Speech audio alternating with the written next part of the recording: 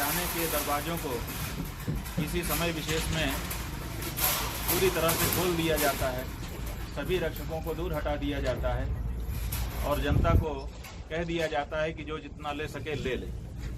जैसे खजाने के बारे में आप ये अनुमान लगा सकते हैं, खजाने के दरवाजे खोल दिए जाएं तो हम लोग क्या करेंगे।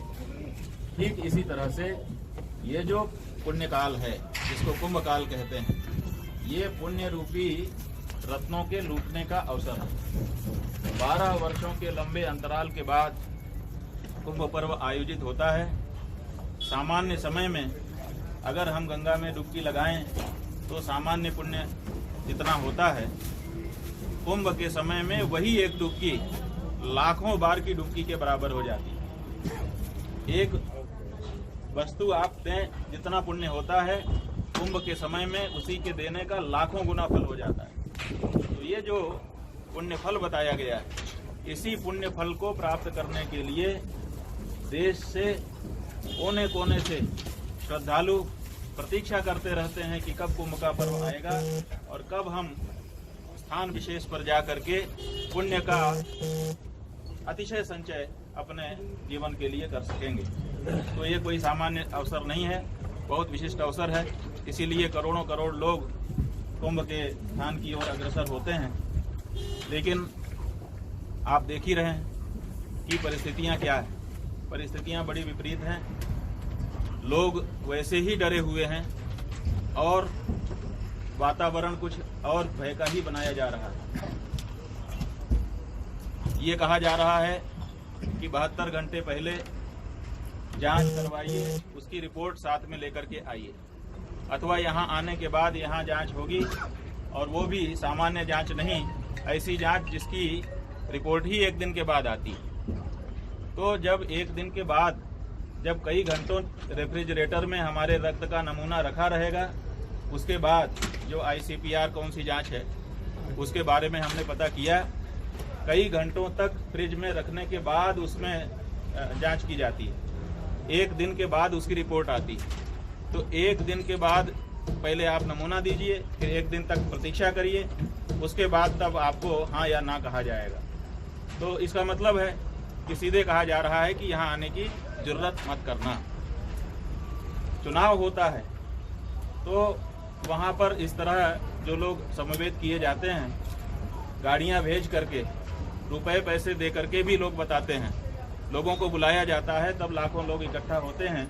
वहाँ पर किसी जांच की ज़रूरत नहीं पड़ती। इसीलिए हमने पर्याप्त विचार विमर्श के बाद ये कहा कि ये कोरोना जो है, इसके बारे में बहुत जानकारी तो अभी हम लोगों को नहीं है, लेकिन कुछ जानकारी पुख्ता तौर पर हमको हो गई है। तो क्या है कि हमने ये जान लिया है कि कोरोना बिल्कुल राजनीतिक नहीं है।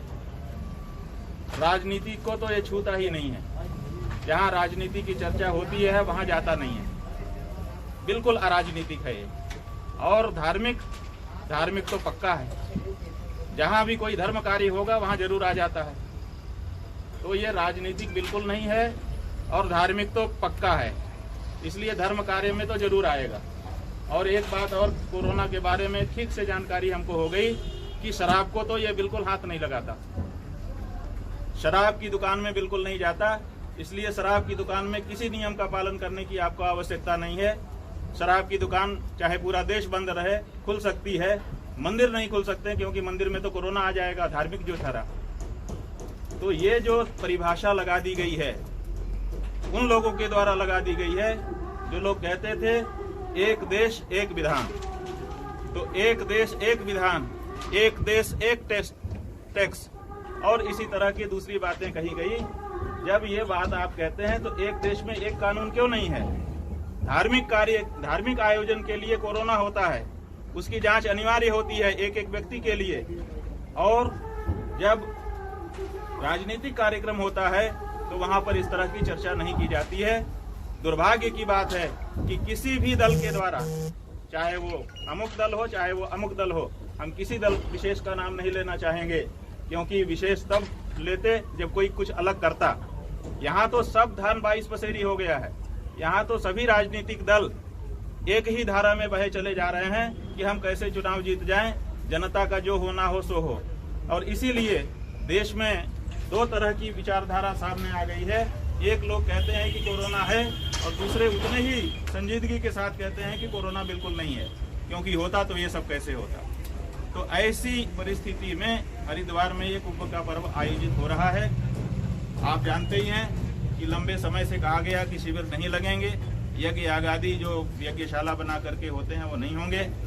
फिर दबाव डाला गया, भगवान की ऐसी दया हुई, कुछ परिवर्तन हुए और परिवर्तन के बाद जो नए मुख्यमंत्री जी आए हैं उत्तराखंड के, उन्होंने कहा कि नहीं, हम शिविर लगने देंगे और यज्ञ आगादी होने के लिए अनुमति देंगे। सीमित लोगों को दिया गया। शंकराचार्य जी महाराज का ये शिविर लग गया। लग करके गंगा जी की पूजा आरती कम से कम आरंभ हुई। कुंभ में आप समझिए कि मकर संक्रांति से पर्व आरंभ हो जाता था, लोग आने लग जाते थे, कुंभ का वातावरण हो जाता था। 3 महीने बीत गए मकर संक्रांति को, अभी तक कोई ऐसा सार्वजनिक कार्यक्रम यहाँ पर हुआ नहीं था। ये पहली बार गंगा जी की पूजा और गंगा जी की आरती हुई। आपके नगर की मेयर आई, उसने कहा कि कुछ हो ही नहीं रहा था, ये तो पहली बार हुआ। सतपाल ब्रह्मचारी जी जो पूर्व नगर पालिका अध्यक्ष हैं वो आए थे, उन्होंने कहा कि आज गंगा जी की पूजा और आरती में सम्मिलित होकर के मुझे लग रहा है कि कुंभ होने वाला है, अन्यथा तो कुछ लग ही नहीं रहा था। हम लोग तो जैसे एज यूजुअल सामान्य जीवन बिता रहे थे, दिमाग को मानने में तकलीफ हो रही थी कि ये कुंभ का अवसर है। तो ऐसी परिस्थितियां थीं, भगवान की ऐसी दया है, जगत गुरु शंकराचार्य जी महाराज का संकल्प है कि ये शिविर लगा। और आपको बताने में हमको प्रसन्नता है कि शिविर में अनेक यज्ञ आयोजित किए जा रहे हैं, क्योंकि गंगा जी के किनारे अस्थायी निर्माण करके उसमें रहना और रह के तपस्या करते हुए स्नान करना, यही कुंभ पर्व का मूल है। ज्ञान, मान और भौतिक वस्तुओं का दान, ये 3 मूल हैं इसके। तो यहाँ पर संत महात्मा आते हैं जो लोगों को ज्ञान देते हैं, और बहुत से दूसरे लोग आते हैं जो एक दूसरे का सम्मान करते हैं, मान देते हैं। और कुछ भौतिक वस्तुओं का दान भी, कोई खाना दे रहा है, कोई कपड़ा दे रहा है, कोई कुछ दे रहा है, ये सब दिया जाता है। इसी से पुण्य लाभ अर्जित होता है। तो यहाँ पर 3 प्रमुख यज्ञ और कई अवान्तर यज्ञ महाराज श्री ने हम लोगों को आदेश दिया है, तो किए जाएंगे।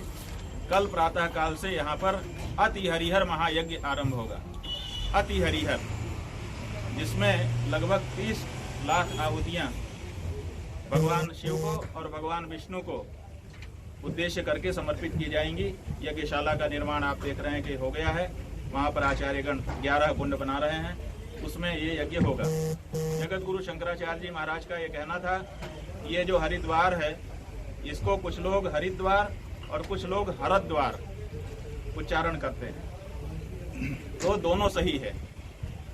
जो लोग भगवान विष्णु के भक्त हैं वो हरिद्वार कहते हैं, ये हरि का द्वार है, क्योंकि यहीं से बद्रीनारायण जाने का रास्ता खुलता है, इसलिए ये हरिद्वार। जो भगवान शिव के भक्त हैं वो कहते हैं कि ये हरद्वार है, क्योंकि यहीं से केदारनाथ जाने का रास्ता खुलता है।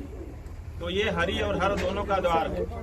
इस दृष्टि से परम पूज्य जगत गुरु शंकराचार्य जी महाराज ने कहा कि यहाँ पर हरिहर यज्ञ करो, और वो भी सबसे बड़ा जो यज्ञ होता है हरिहर का, वो अति हरिहर होता है।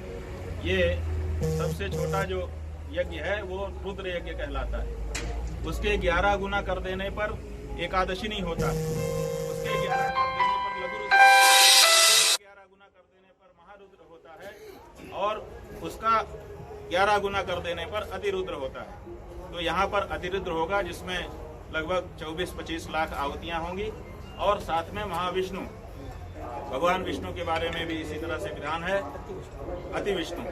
तो अति रुद्र यज्ञ और अति विष्णु यज्ञ, इन दोनों को मिला देने से अति हरिहर यज्ञ संपन्न होता है, जो यहाँ पर कल से आरंभ होगा। प्रातःकाल आचार्य जी यहाँ बैठे हुए हैं, हमारे हरिहर यज्ञ के आचार्य दीक्षित जी,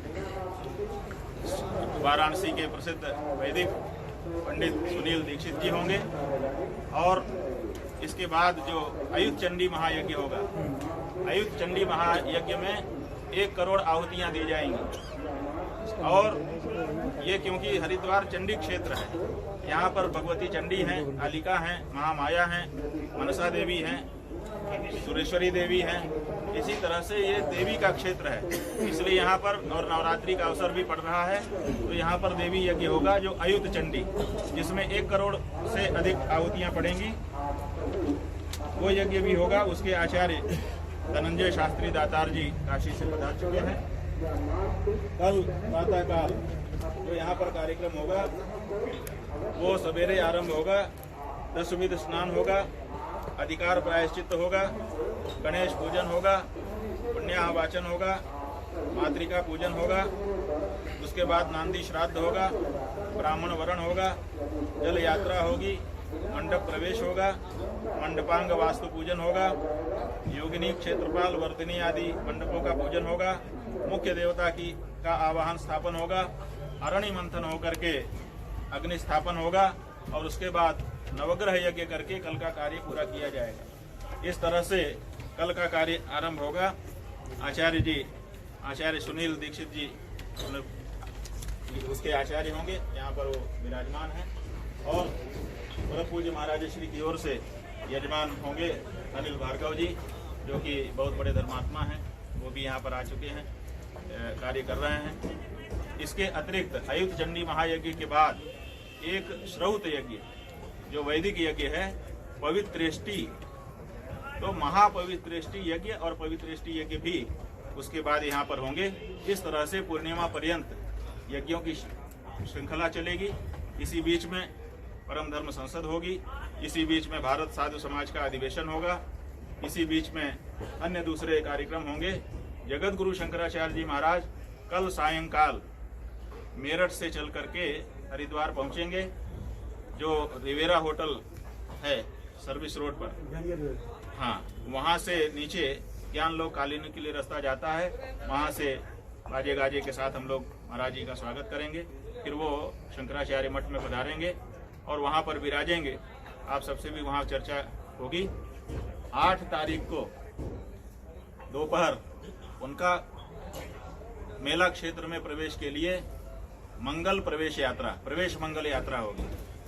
ये जो प्रवेश मंगल यात्रा होगी, इसके बारे में 5 तारीख को पुनः एक बार प्रेस कॉन्फ्रेंस करके हम आपको विस्तार से बताएंगे। अभी के लिए इतना कि 8 तारीख को ये प्रवेश मंगल यात्रा के माध्यम से परम पूज्य शंकराचार्य जी महाराज कुंभ क्षेत्र में शंकराचार्य शिविर में पधारेंगे। तो ये हमारा पूरा कार्यक्रम है, जिसमें यहाँ से जो संदेश सनातन धर्मियों को जाना है वो जाएगा। भले जनता को सरकार ना आने दे, लेकिन केवल तन को रोक सकते हो, मन को रोकने की ताकत अभी यहाँ की सरकारों में नहीं है। और सनातन धर्मी अगर शरीर से यहाँ उपस्थित नहीं हो सकेगा तो करोड़ों करोड़ सनातन धर्मी इसी शंकराचार्य शिविर से अपने मन से जुड़ेगा, और आप लोगों के माध्यम से दूसरे जो मीडिया के माध्यम हैं उन सब माध्यमों का प्रयोग करते हुए हम लोग करोड़ों लोगों को शंकराचार्य जी के शिविर से, भगवती गंगा से और हरिद्वार से जोड़ेंगे और कोई रास्ता निकालेंगे जिससे लोगों को कुछ संतोष जहाँ है वहीं प्राप्त हो सके कि ये पर्व आया और हम इसका लाभ नहीं ले सके। ये बहुत बड़ा एक तरह से पाप होगा, प्रशासन के लिए पाप होगा कि उनके रहते लोग पुण्य लाभ से वंचित रह गए। जब कोई सत्कार्य करने के लिए चलता है तो हमारे धर्मशास्त्र कहते हैं कि उसकी मदद करनी चाहिए। अगर मदद नहीं कर सकते तो कम से कम रोड़ा तो नहीं अटकाना चाहिए। तो ये जो रोड़ा अटकाने की प्रक्रिया चल रही है, ये धर्मशास्त्र की दृष्टि से पाप की श्रेणी में आती है, ये नहीं करना चाहिए। तरीका निकालिए, अगर महामारी है तो फिर उसको बंगाल में भी दिखाइए कि हमारे चुनाव में भी महामारी है, और अगर नहीं है तो कुंभ में भी सबको आने दीजिए, स्नान करने दीजिए।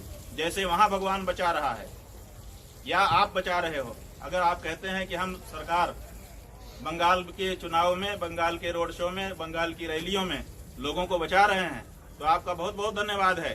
तो कृपा करके हरिद्वार के कुंभ में भी बचा के दिखाइए। यहाँ क्यों रोक लगा रहे हो? और अगर आप नहीं बचा रहे हो, वहाँ की रैलियों में भगवान बचा रहे हैं, लोगों का भाग्य बचा रहा है, तो फिर यहाँ भी उनको भाग्य के सहारे क्यों नहीं छोड़ देते हो? क्यों उनके ऊपर रोक लगाते हो और ऐसी ऐसी शर्त लगाते हो जिसका पालन नहीं किया जा सकता है?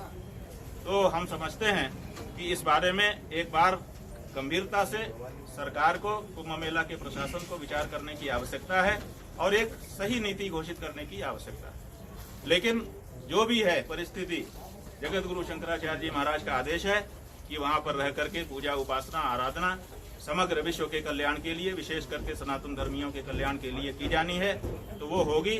उसके लिए जो भी बाधा आती होगी सब बाधाओं को हम लोग हटा देंगे।